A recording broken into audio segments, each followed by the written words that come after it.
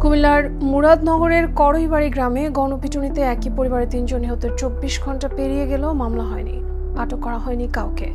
তবে পুলিশ জানিয়েছে সেনাবাহিনী সহ যৌথ অভিযান চলছে এবং অভিযুক্তদের গ্রেপ্তারের চেষ্টা অব্যাহত রয়েছে। এর আগে বৃহস্পতিবার সকালে উপজেলার বাংলাবাজার থানার করইবাড়ি গ্রামে মা সহ ২ ছেলে মেয়েকে গণপিটুনি দিয়ে হত্যা করা হয়। পুলিশ এবং স্থানীয়রা জানায়, নিহত রুবি এবং তার পরিবার দীর্ঘদিন ধরে এলাকায় মাদক ব্যবসা, সুদের কারবার, সন্ত্রাস সহ নানা অপরাধে জড়িত ছিল। তাদের বিরুদ্ধে বিভিন্ন থানায় মাদক, ডাকাতি এবং সন্ত্রাসের একাধিক মামলাও রয়েছে।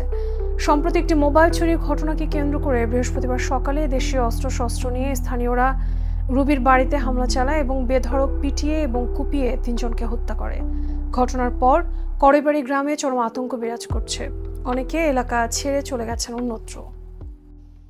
কাল ৩ তারিখ বাংলাবাজার থানাধীন করইবাড়ি গ্রামে জনৈক রবি, জোনাকি এবং রাসেল নামে ৩ জনকে গণপিটুনিতে স্থানীয় জনসাধারণ হত্যা করে।